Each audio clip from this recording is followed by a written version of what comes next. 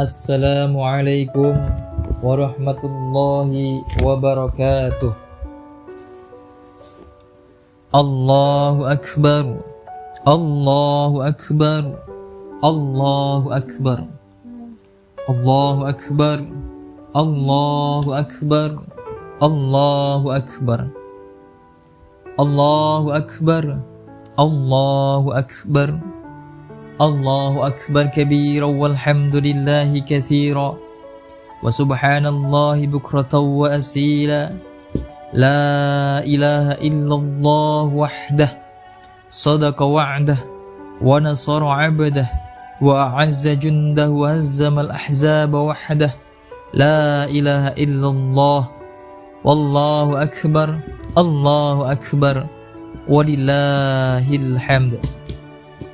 Alhamdulillahilladzi khalaqaz zamani wa faddala ba'dahu ala ba'd fa khassa ba'du shuhur wal ayyami wa layalin bimazayan wa fadaila yu'azzamu fiha al ajru wal hasanat. Ashhadu an la ilaha illallah wahdahu la sharika lah wa ashhadu anna sayyidina Muhammadin sallallahu alaihi wasallam ala abdika wa rasulika Muhammadin abdu wa rasuluhu da'i biqaulihi wa fi'lihi ila rasyadi wa ala alihi wa ashabihi hudatil anam fi anha'il bilad. Amma ba'd, faya ayyuhan nas ittaqullaha ta'ala bifi'li ta'atih faqad qala Allah ta'ala a'udzu billahi minasy syaithanir rajim bismillahirrahmanirrahim inna a'tainakal kautsar fasalli li rabbika wanhar inna syani'aka huwal abtar. Jamaah salat Hari Raya Idul Adha yang dimuliakan oleh Allah Subhanahu wa Ta'ala, bersyukur kepada Allah Subhanahu wa Ta'ala atas kenikmatannya Allah berikan kepada kita semuanya, kekuatannya Allah berikan kepada kita semuanya, kesempatannya Allah berikan kepada kita semuanya. Betapa banyak kenikmatannya Allah berikan kepada kita semuanya. Nikmat iman, nikmat sehat, dikaruni anak yang salih dan salihah, diberikan kekayaan harta yang melimpah ruah, diberikan keluarga yang sakinah mawaddah warahmah. Jamaah yang dimuliakan oleh Allah Subhanahu wa Ta'ala, maka daripada itu, dengan kenikmatan-kenikmatan tersebut mari kita syukuri dengan mengucapkan alhamdulillahi rabbil alamin dan senantiasa meningkatkan ketakwaan kita kepada Allah Subhanahu wa Ta'ala melalui perbuatan kita, melalui amalan kita, yakni senantiasa melaksanakan apa yang diperintahkan oleh Allah dan menjauhi apa yang dilarang oleh Allah Subhanahu wa Ta'ala. Jamaah rahimakumullah, Hari Raya Kurban atau biasa kita sebut Idul Adha yang kita peringati tiap tahun tak bisa terlepas dari kisah Nabi Ibrahim alaihissalam sebagaimana terekam dalam surah As-Saffat ayat 99 sampai dengan 111. Meskipun praktek kurban sebenarnya sudah dilaksanakan oleh putra-putra Nabi Adam alaihissalam, yakni Qabil dan Habil, itu pun bukan daging atau darah yang Allah terima, namun ketulusan hati dari ketakwaan si memberi kurban atau seorang memberi kurban tersebut. A'udzubillahi minasyaitonirrajim. La yanalullaha luhumaha wala dima'uha walakin yanaluhu taqwa minkum. Daging-daging unta dan darahnya itu sekali-kali tidak dapat mencapai keridhaan Allah Subhanahu wa Ta'ala, akan tetapi ketakwaan dari kamulah yang dapat mencapainya. Al-Hajj ayat 37. Jamaah yang dimuliakan oleh Allah Subhanahu wa taala, kendati sejarah kurban sudah berlangsung sejak generasi pertama umat manusia, namun syariat ibadah kurban dimulai dari kisah yang di dalamnya Allah Subhanahu wa taala perintahkan kepada Nabi Ibrahim alaihi salam untuk menyembelih seorang anak kesayangannya, yakni Nabi Ibrahim alaihi salam. Seorang anak yang ia idam-idamkan, seorang anak yang ia nanti-nantikan bertahun-tahun lamanya karena istrinya sekian lama belum dikaruniai oleh Allah Subhanahu wa taala buah hati.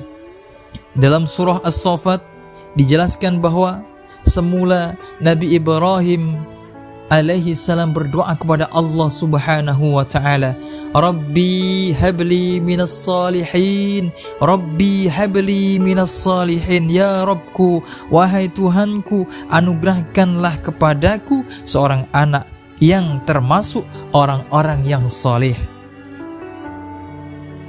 Kemudian Allah Subhanahu wa taala mengabulkan, memberi kabar gembira dengan anugerah kelahiran seorang anak yang amat cerdas dan sabar, yakni ghulamun halim. Hanya saja ketika anak itu menginjak dewasa, Nabi Ibrahim diuji oleh Allah Subhanahu wa taala dengan sebuah mimpi. Ia berkata kepada anaknya, wahai anakku, dalam tidur aku bermimpi berupa wahyu dari Allah Subhanahu wa taala yang meminta kepada aku untuk menyembelihmu. Bagaimana pendapatmu, wahai anakku yang soleh? Kemudian anak yang soleh itu menjawab, wahai ayahku, wahai bapakku, laksanakanlah perintah Tuhanmu. Insya Allah engkau akan dapati aku termasuk orang-orang yang bersabar. Satajiduni insyaallah minas sabirin. Tatkala sang ayah dan anak pasrah kepada ketentuan yang Allah berikan kepada mereka, Ibrahim pun membawa anaknya ke suatu tumpukan pasir, ke suatu tumpukan batu. Lalu Ibrahim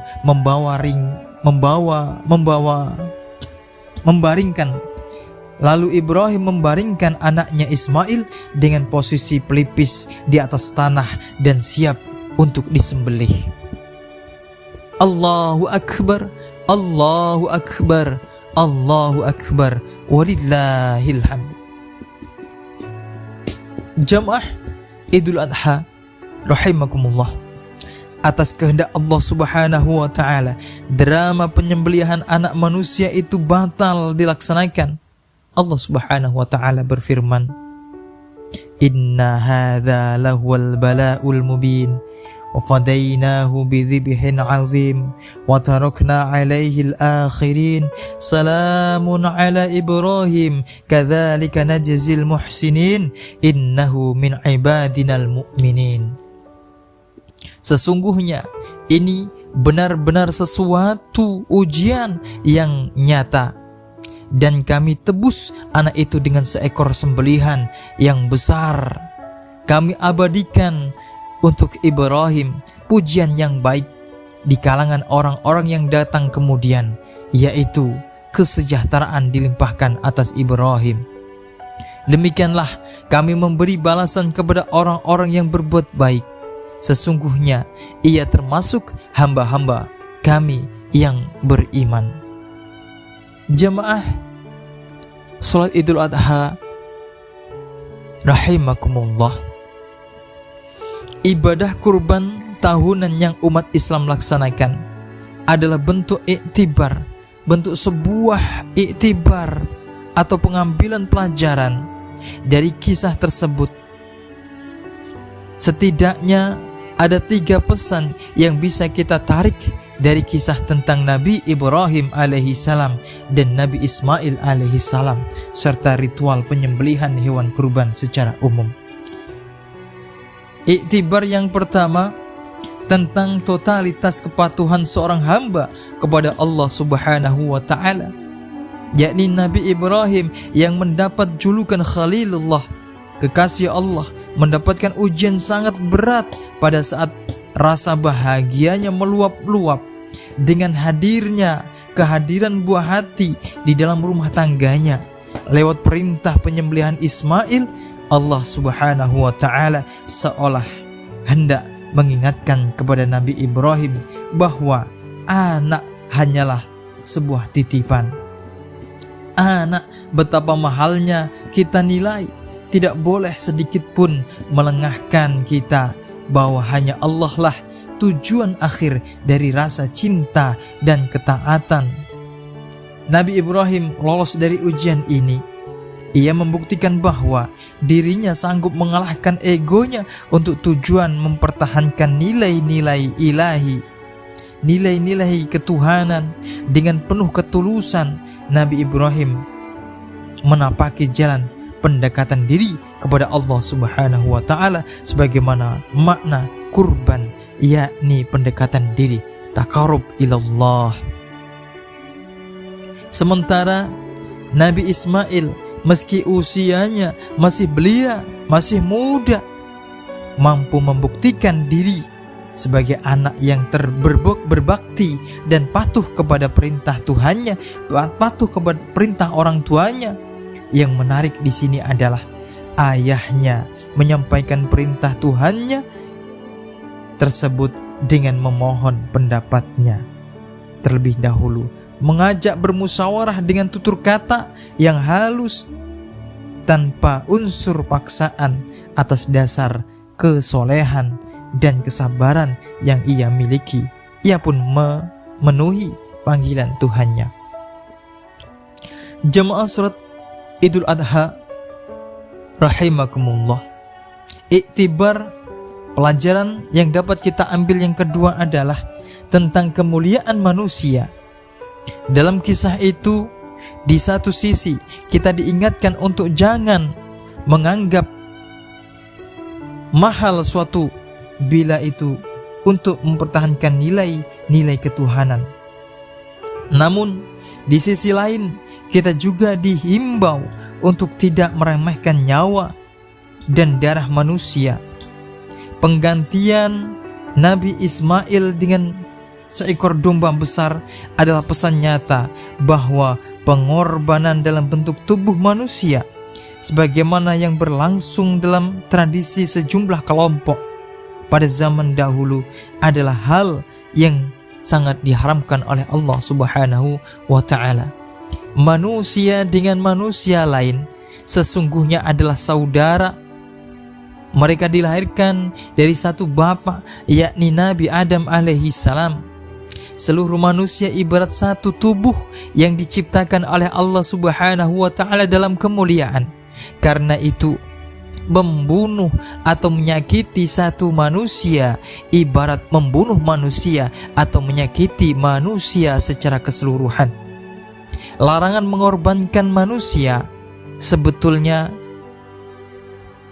penegasan kembali tentang luhurnya kemanusiaan di mata Islam, dan karenanya dijamin hak-haknya. Jamaah yang dimuliakan oleh Allah, kemudian iktibar yang ketiga yang dapat kita ambil adalah tentang hakikat pengorbanan. Sedekah daging hewan kurban hanyalah simbolis dari makna kurban yang sejatinya sangat luas, meliputi pengorbanan dalam wujud harta benda, tenaga, pikiran, waktu, dan lain sebagainya. Pengorbanan merupakan manifestasi dari kesadaran kita sebagai makhluk sosial. Bayangkan bila masing-masing manusia sekedar memenuhi ego dan kebutuhan sendiri tanpa peduli dengan kebutuhan orang lain, alangkah kacaunya kehidupan ini. Orang mesti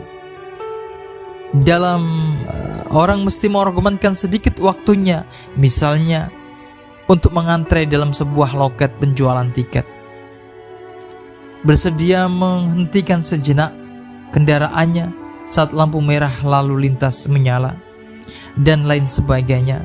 sebab keserakahan hanya layak dimiliki para binatang. Disinilah perlunya kita menyembelih ego kebinatangan kita untuk menggapai kedekatan takarub kepada Allah Subhanahu wa taala. Karena esensi kurban adalah solidaritas sesama dan ketulusan murni untuk mengharap keridhaan Allah Subhanahu wa taala. Allahu a'lam bishawab. Barakallahu li wa lakum fil Qur'anil Karim wa nafa'ani wa iyyakum bima fihi minal ayati wa dzikril hakim. Aqulu qouli hadza fastaghfiruh innahu huwal ghafurur rahim.